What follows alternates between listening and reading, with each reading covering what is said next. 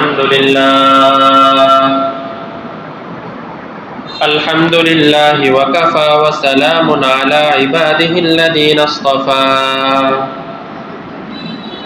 أما بعد فأعوذ بالله من الشيطان الرجيم بسم الله الرحمن الرحيم يمحق الله الربا ويربي الصدقات والله لا يحب كل كفار أثيم إن الذين آمنوا وعملوا الصالحات وأقاموا الصلاة وآتوا الزكاة لهم أجرهم عند ربهم ولا خوف عليهم ولا هم يحزنون يا أيها الذين آمنوا اتقوا الله وذروا ما بقي من الربا إن كنتم مؤمنين فإن لم تفعلوا فأذنوا بحرب من الله ورسوله وإن تبتم فلكم رؤوس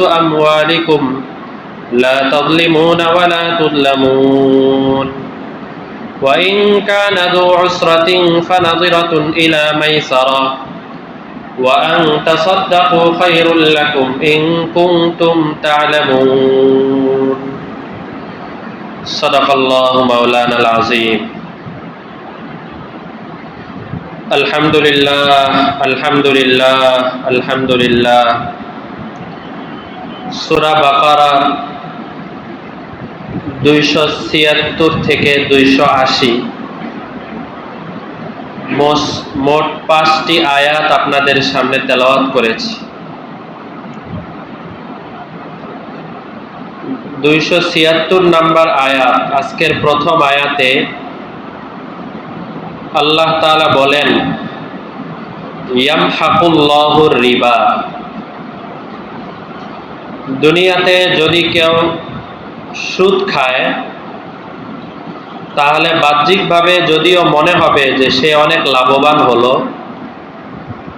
আল্লাহ বলছেন রিজিকের জিম্মাদার তো আমি আল্লাহ।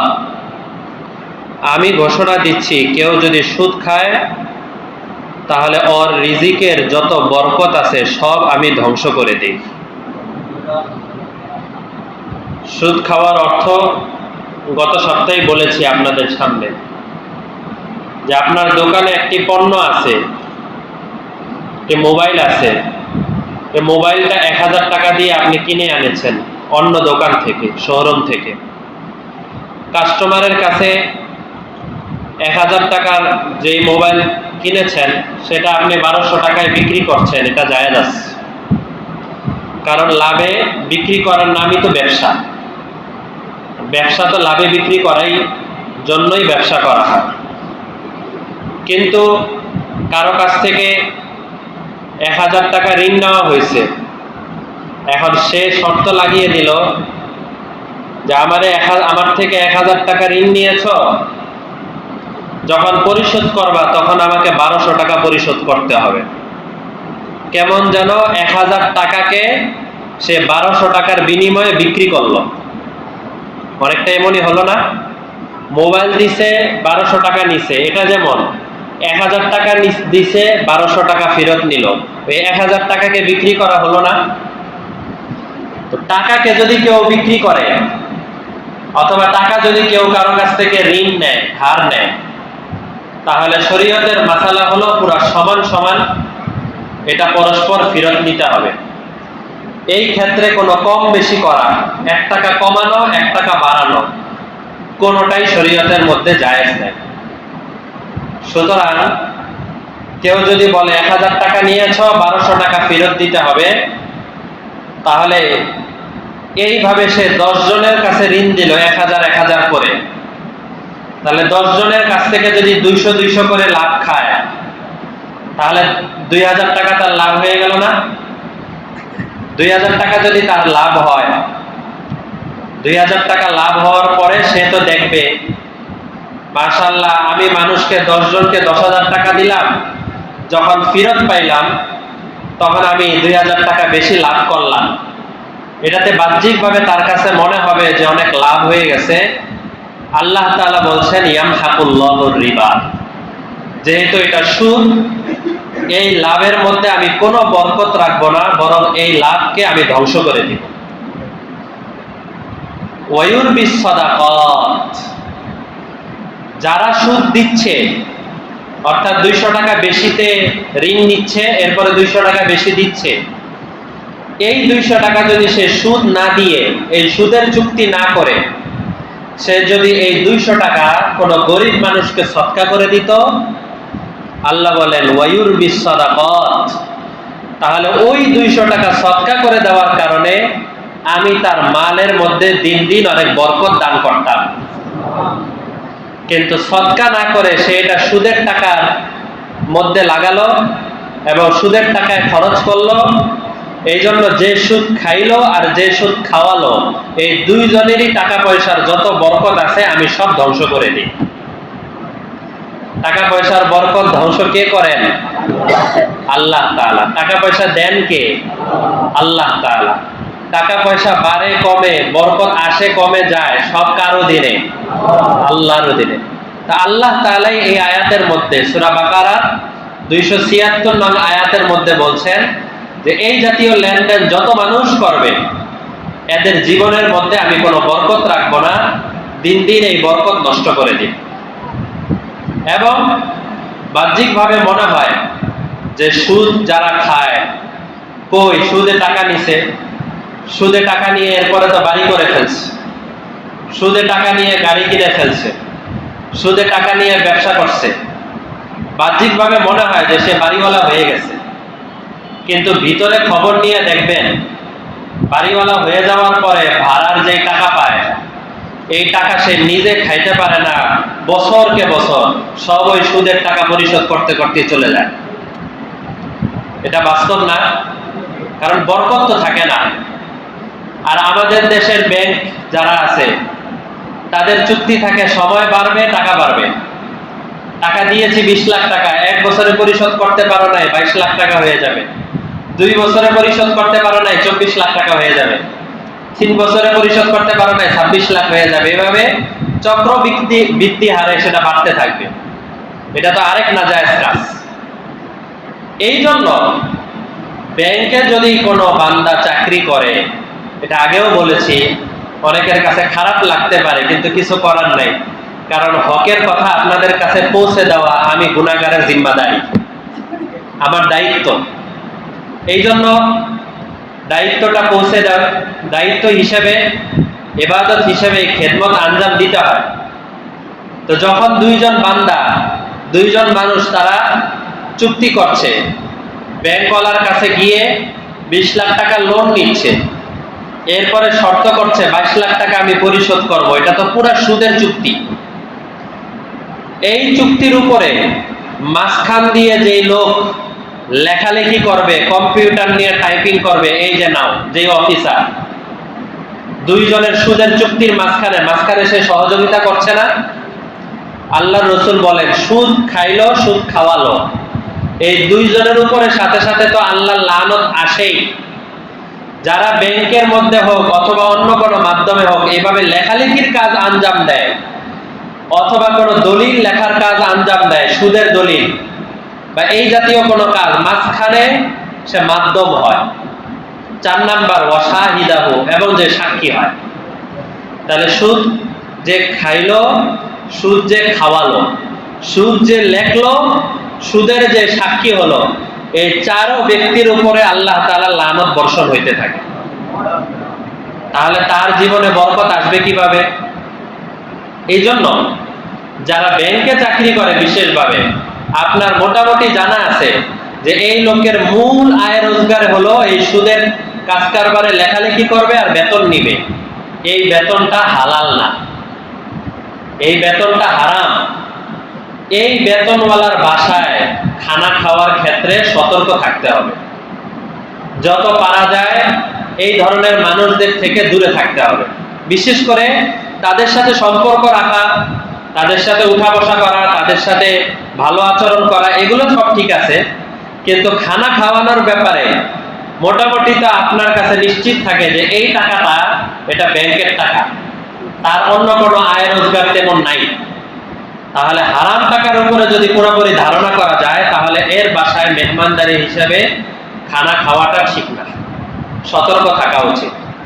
ঠিক তেমনি ভাবে অন্য কোনো মানুষের ব্যাপারেও যদি জানা যায় যে এই লোকটার মূল ইনকামই হলো চাঁদাবাজি করা, মূল ইনকামই হলো ডাকাতি করা, আরেকজনের জমি আত্মসাৎ করা, আরেকজনের কাজ কারবার করা, এটা জানা যায়, তাহলে তাদের বাসার খানা খাওয়াও ঠিক না। তবে যদি কারো হালাল হারাম দুইটাই মিশ্রণ থাকে, বাড়ি আছে বাড়ির ভাড়া পায়, গাড়ি আছে গাড়ি থেকে ইনকাম করে, আবার বিভিন্ন হারাম কাজের সাথেও জড়ায়, এদের বাসায় খানা খাওয়া জায়েজ আছে। কি জন্য?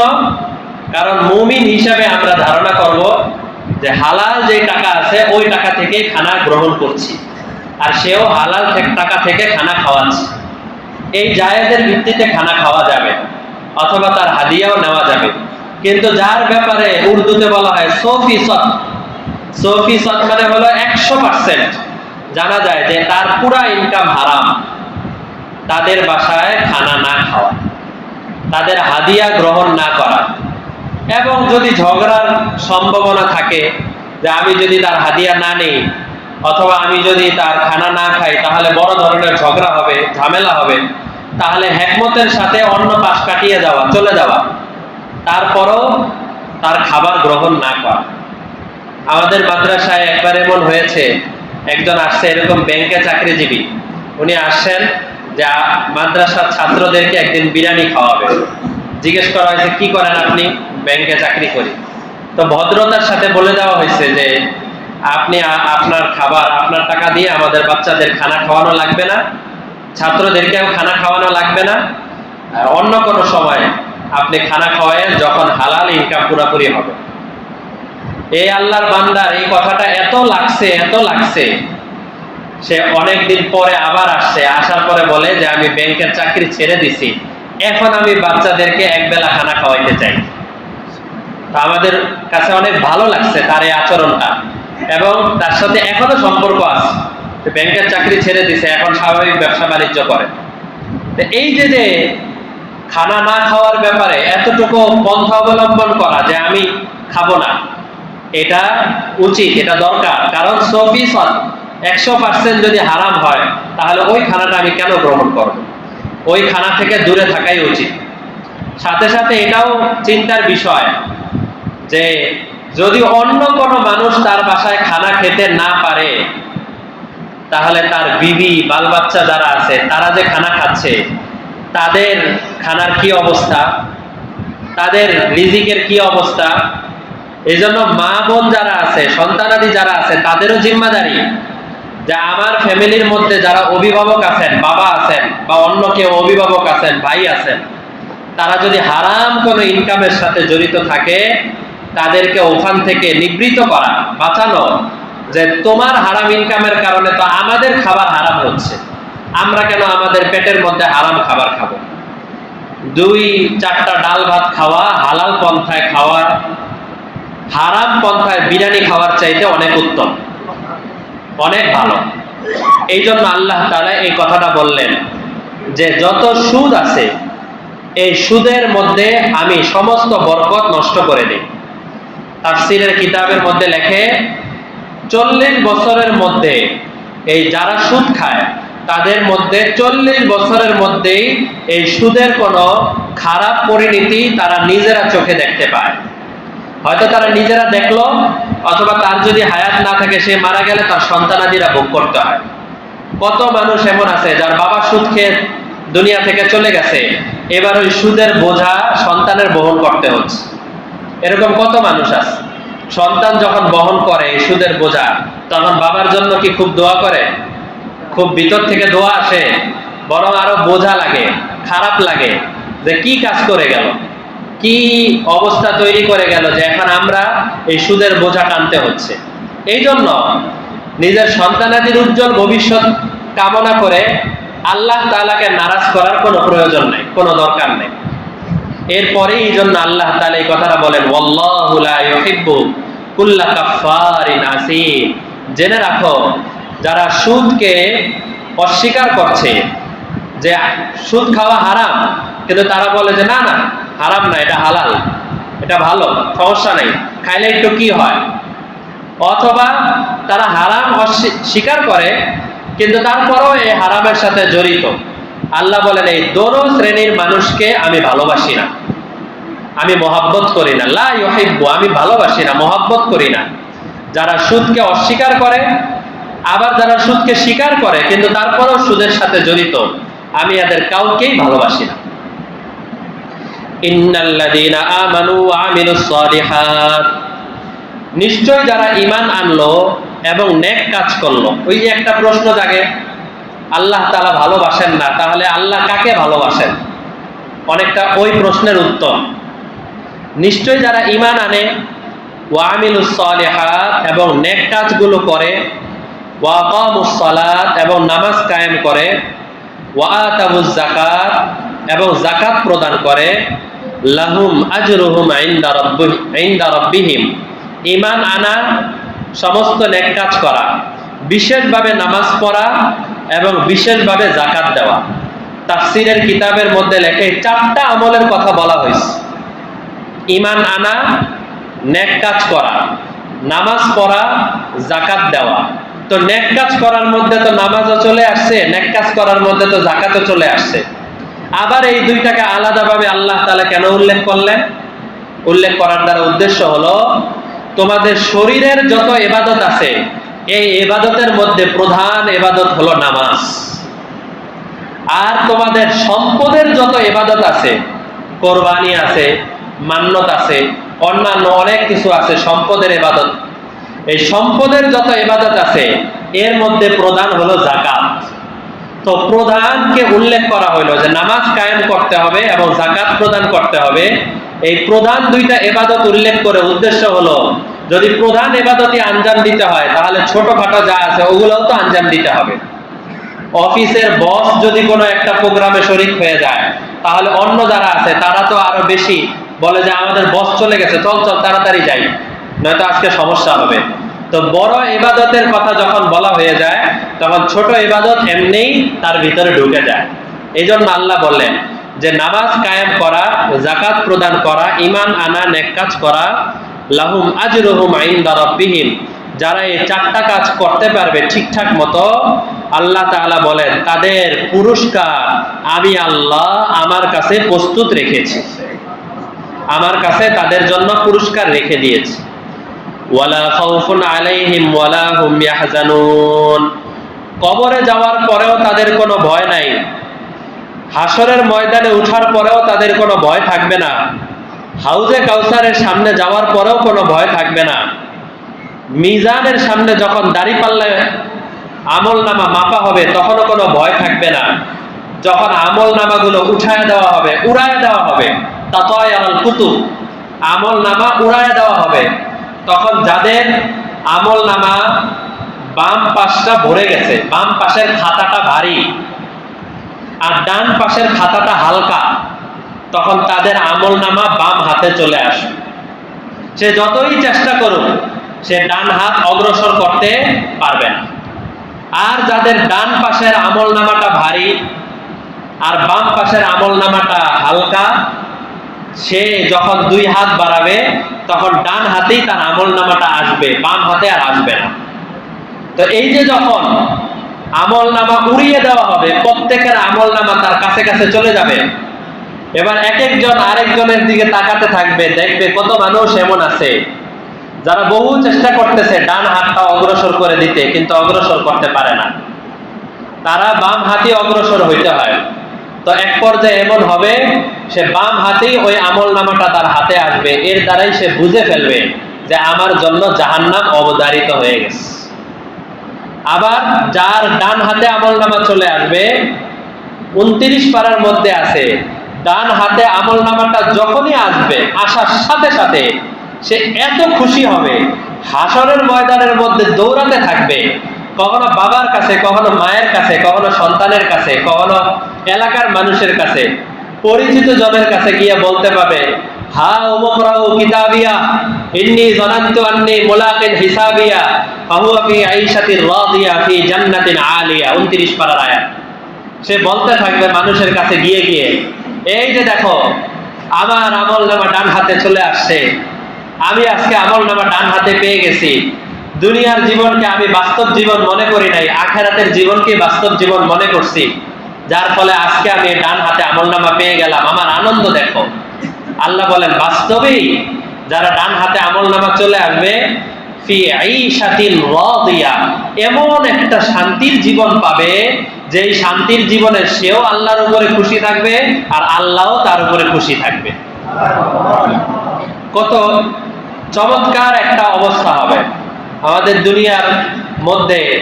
যখন কেউ পরীক্ষা দেয়, যে এখন অনেক জায়গায় গুরুত্বপূর্ণ পরীক্ষা চলছে, এই যে পরীক্ষা চলা অবস্থায় এক একটা পরীক্ষা দিয়ে আসার পরে মোটামুটি নিশ্চিত থাকে অনেক ছাত্ররাই যে এইবার মনে হয় এই সাবজেক্টটা আমি ফেল করব, এই সাবজেক্টটাই মনে হয় আমি পাস করতে পারবো না, এটা মোটামুটি একটা ধারণা থাকে।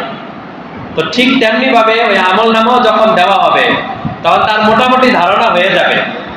এক পর্যায়ে যখন রেজাল্ট চলে আসবে তখন দেখা যাবে আমাদের দুনিয়াতে যেমন রেজাল্ট চলে আসার পরে এবার মিষ্টি ধুম করে যায়, যারা ভালো রেজাল্ট করেছে জায়গায় জায়গায় গিয়ে বলতে থাকে যে আমার ছেলে গোল্ডেন পাইছে, আমার ছেলে পাস করছে, বলতে থাকে।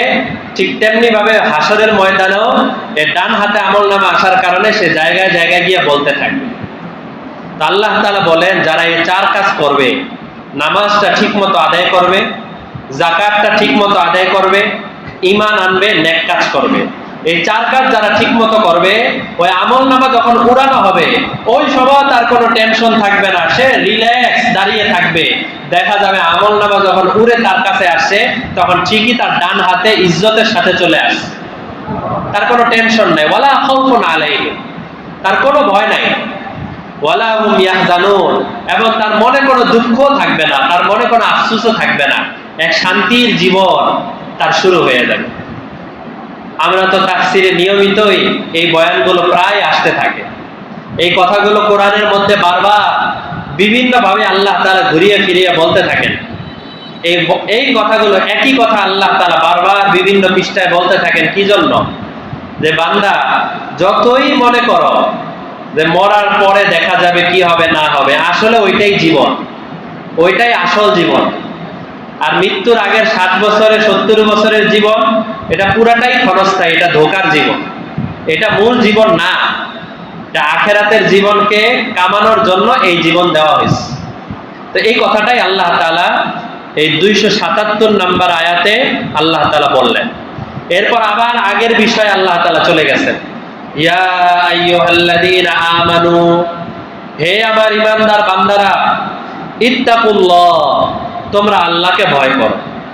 আল্লাহ তাআলার একটা কোরআন মাজিদের একটা স্টাইল হলো, যখনই কোনো গুরুত্বপূর্ণ কথা আল্লাহ তাআলা বলবেন তখন এর আগে আল্লাহ তাআলা তাকওয়ার কথা বলেন, যে আল্লাহকে ভয় করো। কারণ আল্লাহর ভয় যদি কারোর মধ্যে চলে আসে তাহলে এরপরে যে কোনো জিনিস যত কঠিন কাজই তাকে দেওয়া হোক ওই কাজ তার জন্য সহজ হয়ে যায়। আল্লাহর ভয় যদি না আসে তাহলে ওই কাজ তার জন্য কঠিন।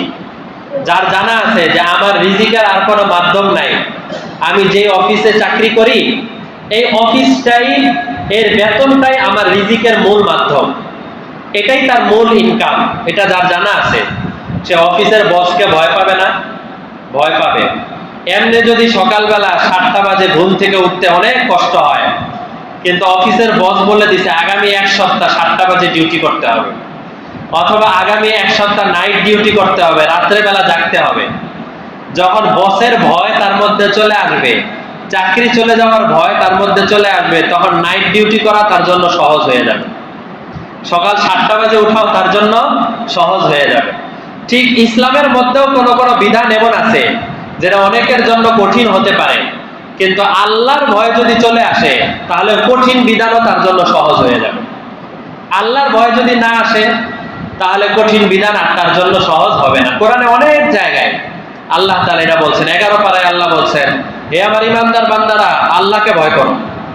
এরপরে আল্লাহ বলেন, যারা আমার নেককার বান্দারা আছে তাদের সাথে বেশি বেশি উঠা বসা করো। আগে আল্লাহকে ভয় করো, এরপরে নেককার বান্দাদের সাথে বেশি বেশি উঠা বসা করো। কারণ কি? কারণ নেককার বান্দাদের সাথে বেশি বেশি উঠা বসা করতে মনে চায় না, ভালো লাগে না। বারবার মন কোন দিকে টানে? একটু বদকার বান্দা যারা থাকে, যেখানে গেলে একটু নফস আরাম পাবে, একটু গুনাহ হবে, বারবার ওদিকে যেতেই মনে চায়। এই জন্য আল্লাহ বলে দেন, আল্লাহকে ভয় করো, আর আমার নেককার বান্দা যারা আছে তাদের সাথে বেশি উঠা বসা করো। তো তার মানে কি বোঝা যায়? নেককার বান্দারা সর্বজমানায় থাকবে না। যদি না থাকে তাহলে আল্লাহ তাআলা কেন বললেন আমার নেককার বান্দাদের সাথে উঠা বসা করো? অনেক মানুষের এইভাবে ধোকা দেয় শয়তানে। আরে এই জমানায় তো জুনায়েদ বাগদাদি নাই, আব্দুল কাদের জিলানী নাই, খাজা মঈনুদ্দিন চিশতি নাই, তাহলে এই জমানায় যারা আছে এরা তো আলাদাভাবে কোনো কারামতি দেখাইতে পারে না, এদের সাথে কি উঠা বসা করবা? সর্বজমানায় আল্লাহর নেক বান্দারা থাকবে, সর্বজমানায়। আল্লাহ তাআলা, আল্লাহ রাসূল বলছেন, পৃথিবীতে যখন আল্লাহ আল্লাহ বলনেওয়ালা লোক বাকি থাকবে না, দুনিয়াতে আল্লাহর এই প্রিয় বান্দারা থাকবে না, ওই দিন আল্লাহ এই পৃথিবীকে রাখবেন না, এই পৃথিবীকে ধ্বংস করে দিবেন। এই যে যারা জিকির করছেন, যারা জিকির হচ্ছে, আল্লাহ আল্লাহ বলতেছেন, তাদের উসিলায় আল্লাহ তাআলা দুনিয়া টিকায় রাখতেছেন। নেককার বান্দাদের উসিলায় আল্লাহ তাআলা দুনিয়া টিকায় রাখতেছেন। তো এই যে যে অবস্থা, তার মানে কি বোঝা যায়? যতদিন দুনিয়া টিকে আছে ততদিন আল্লাহর জাকিরিন শাকিরিন বান্দারাও জীবিত থাকবে, না থাকলে তো আল্লাহ দুনিয়াই ধ্বংস করে দিবেন। তো এই জন্য আল্লাহ তাআলা এখানেও বলছেন, হে আমার ইমানদার বান্দারা, তোমরা তাকওয়া করো, তোমরা আমার ভয় তোমাদের হৃদয়ের মধ্যে রাখো।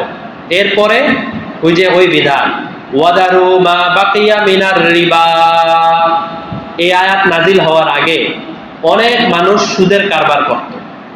বিশেষ করে মক্কার মধ্যে দুইটা গোত্র ছিল, দুইটা এলাকা ছিল। একটা এলাকার নাম ছিল বনু সাকিফ, আর একটা এলাকার নাম ছিল বনু মাখজুম গোত্র।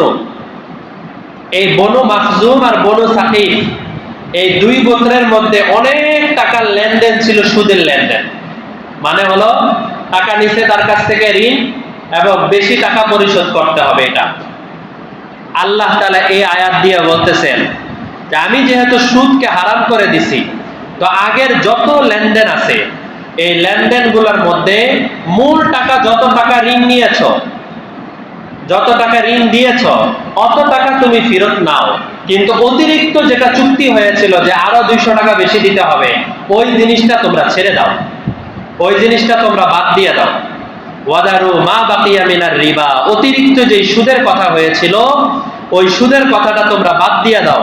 ইন কুনতুম মুমিনিন, যদি তোমরা মুমিন হয়ে থাকো। আয়াতের শুরুতে আল্লাহ বলেন আমাকে ভয় করো, আর আয়াতের শেষে আল্লাহ বলেন যদি তোমরা মুমিন হও, যদি তোমরা মুসলমান হও। তো শুরুতেও ধমকি, শেষেও ধমকি, মাঝখানে ওই বিধান যে সুদের যে অতিরিক্ত চুক্তিগুলো আছে এগুলো সব বাদ দিয়ে দাও।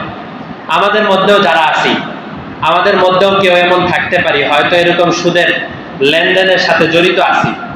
তাহলে যথাসাধ্য চেষ্টা করা, দুই পক্ষ আলোচনা করে আজকে কালকেই এই চুক্তিকে ক্লোজ করে ফেলা, যে ভাই যা মূলধন ছিল আমার মূলধন আমাকে ফেরত দিয়ে দাও, অথবা আমি যেটা দিছিলাম সেটা নিয়ে নিলাম, অথবা তোমারটা তোমাকে ফেরত দিয়ে দিলাম, আর অতিরিক্ত যেটা চুক্তি হয়েছে এটা আমরা মাফ করে দেই আল্লাহর জন্য, দ্বীনের জন্য, ইসলামের জন্য মাফ করে দেই। এটা মাফ করে দেওয়া জরুরি, এটা বাদ, ওই চুক্তি থেকে ফেরত আসতে হবে। আল্লাহ বলেন ফাইল্লাম তাফআলু, ভালো করে খেয়াল করেন, ফাইল্লাম তাফআলু, যদি তোমরা এই সুদের চুক্তিটা তোমরা ক্লোজ না করো, সুদের কাছ থেকে তোমরা বিরত না থাকো, ফা'যানু বিহারবিম মিনাল্লাহি ওয়া রাসূলিহি, তাহলে জেনে রাখো আজকে থেকে তোমাদের বিরুদ্ধে আল্লাহ এবং তার রাসূল যুদ্ধ ঘোষণা করে দিলেন। আল্লাহ এবং তার রাসূল যদি যুদ্ধ ঘোষণা করেন তাহলে এই লোকের আয় রোজগারের কি অবস্থা হবে, এই লোকের শান্তির কি অবস্থা হবে। দেখা যাবে ঘরের মধ্যে শান্তির যত সামানা আছে, ফ্যান, লাইট, এসি, আরো যা যা দরকার হয়, শান্তির যত সামানা আছে সব তার উপস্থিত আছে, কিন্তু শান্তি তার থাকবে না।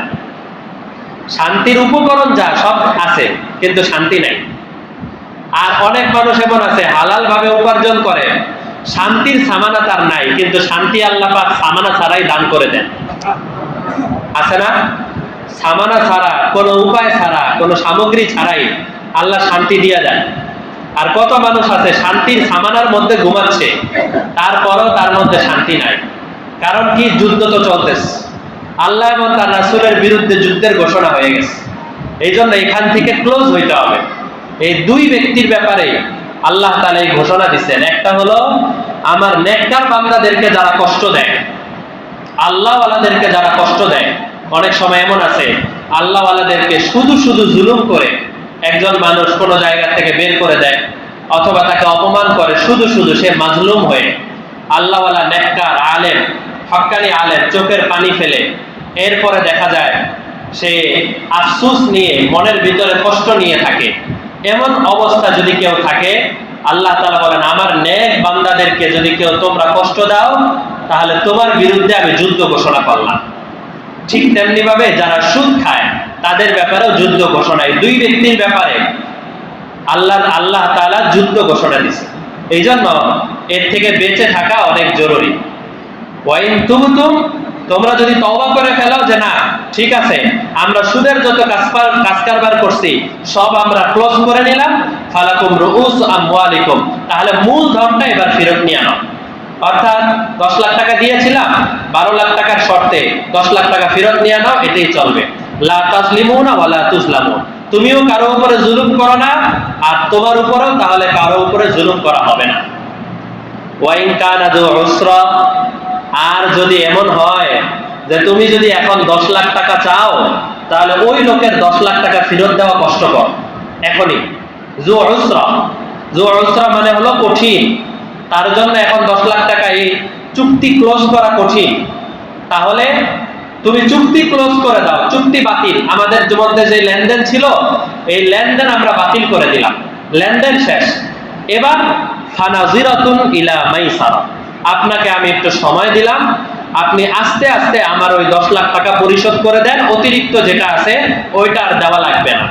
এইভাবে যদি কোনো বান্দা বলতে পারে, তাহলে ওই 10 লাখ টাকা পরিশোধ করতে করতে তার যতদিন সময় লাগবে, প্রত্যেক দিন আল্লাহ তাআলা ওই পরিমাণ টাকা আল্লাহর রাস্তায় সদকা করার সওয়াব তাকে দান করবেন। কত বড় সওয়াব!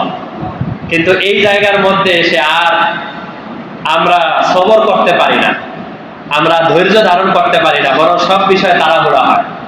ওয়ান তাসাদ্দাকু, আর যদি তোমার কাছে মনে হয়, আল্লাহ তাআলা আরো সুরত দিয়েছেন, আর যদি তোমার কাছে মনে হয় যে এই লোক এত গরিব যে আমাকে মূল ধনটাও ফেরত দিতে পারবে না, তাহলে গরিব হিসাবে তুমি যদি তার সদকা করে দাও, তার দান করে দাও, যা তোমার সাথে যে চুক্তি ছিল সুদটা তো নিবই না, যে মূল ধনটা দিছি এই মূল ধনটাও তুমি গরিব দেখে আমি তোমার কাছ থেকে আর নিব না, যাও তোমার দান করে দিলাম।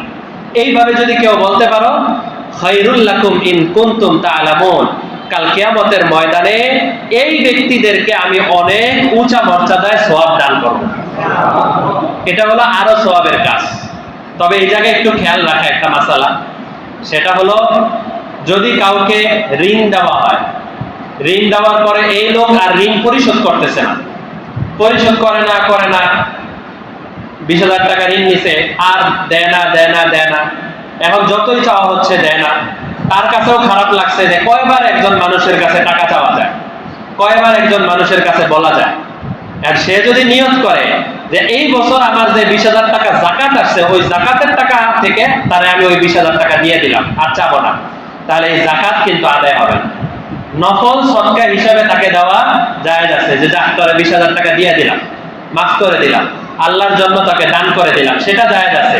কিন্তু ফরজ টাকা, যেটা ফরজ দান, যাকাতের টাকা দান করা ফরজ না, এই ফরজ টাকাটা যখন দান করছি তখন নিয়ত করতে হবে যে এই যে আমি যাকাত থেকে দিয়ে দিলাম, অথবা আলাদাভাবে টাকাগুলো আলাদা করে রাখার সময় নিয়ত করতে হবে।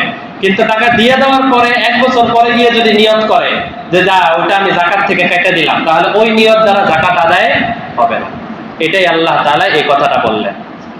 সর্বশেষ 281 নম্বর আয়াতে আল্লাহ বলেন, ওয়াত্তাকু ইয়াওমান তুরজাউনা ফীহি ইলাল্লাহ, তোমরা ওই দিনকে ভয় করো যেই দিন তোমাদের আল্লাহর কাছে ফেরত যেতে হবে। সুম্মা তুওয়াফা কুল্লু নাফসিন মা কাসাবাত, এরপরে প্রত্যেক ব্যক্তি যা কামাই করছো প্রত্যেকের কামাই তাকে পাই টু পাই হিসাব বুঝিয়ে দেওয়া হবে। ওয়া হুম লা ইউজলামুন, এবং কোনো জুলুম করা হবে না। অধিকাংশ মুফাসসিরদের মতে কোরআন মাজিদ, পুরা কোরআন মাজিদ নাজিল হওয়ার পরে নবীজি দুনিয়া থেকে বিদায় হওয়ার মাত্র অল্প কয়েকদিন আগে এই আয়াত নাজিল হয়েছে। সূরা বাকারা 281 নম্বর আয়াত, এটা কোরআন মাজিদের সর্বশেষ আয়াত। এই আয়াত নাজিল হওয়ার পরে কোরআন মাজিদের আর কোন আয়াত নাজিল হয় না, এটাই শেষ আয়াত। কি আয়াত দেখছেন? ওই দিনকে ভয় করো যেই দিন তোমাদের আল্লাহর কাছে ফিরত যেতে হবে এবং তোমাদের সমস্ত কামাই পাই টু পাই তোমাদেরকে বুঝিয়ে দেওয়া হবে এবং কোনো কাজ এমন হবে না যে তুমি গুনাহ করছো একটা, গুনাহ লিখে দেওয়া হবে দুইটা, এরকম কোনো জুলুম তোমাদেরকে করা হবে না। আমাদের বাংলাদেশে এক বুজুর্গ ছিলেন হযরত হাফিজি হুজুর রহমতুল্লাহ আলাইহি, যিনি 1981 সনে বটগাছ মার্কায় নির্বাচন করেছিলেন, দাঁড়িয়েছিলেন। আমাদের বড়রা যারা ওই সময় ওনার নির্বাচনের কাজে অংশগ্রহণ করছিলেন বা ওনার সাথে বিভিন্ন প্রোগ্রামে যাইতেন, তাদের অনেকের কাছ থেকে শুনেছি যে বিভিন্ন এলাকায় যাইতেন, যাওয়ার পরে ভোট চাইতেন যে বা আবেদন করতেন যে সবাই এখানে ইসলাম বটগাছ মার্কায় ভোট দিতেন। তো প্রত্যেক নির্বাচনী ইশতেহার এলাকায় গিয়ে যে প্রোগ্রামটা করতেন বা একটা মিছিল করতেন, সব সময় এই আয়াতটা উনি তেলাওয়াত করতেন প্রত্যেক বয়ানের আগে এবং বলতেন যে আমার এই যে ক্ষমতায় আসা অথবা নির্বাচনে আসা, এটার উদ্দেশ্য এটা যে মানুষদেরকে সবাইকে যাতে ওই আখিরাতের ভয়, আল্লাহর দিকে ফিরে যাওয়ার ভয় যেন সবার ভিতরে ঢুকায় দিতে পারি এবং আমাদের দেশের মধ্যে যাতে একটা ইসলামী হুকুমত, ইসলামী রাজত্ব এটা যাতে কায়েম হতে পারে, অন্যান্য বিভিন্ন ফিতনা ফাসাদ যাতে দূর হইতে পারে, এটাই আমার মূল মাকসাদ। তো এই আয়াত যদি কেউ সবসময় মাথায় রাখতে পারে তাহলে এটাই তার হেদায়েতের জন্য যথেষ্ট। আল্লাহ তাআলা আমাদের সবাইকে এই তাফসীর অনুযায়ী পুঙ্খানুপুঙ্খানু আমল করার তৌফিক দান করেন। ওয়া আখিরু দাওয়ানা আলহামদুলিল্লাহি রাব্বিল আলামিন।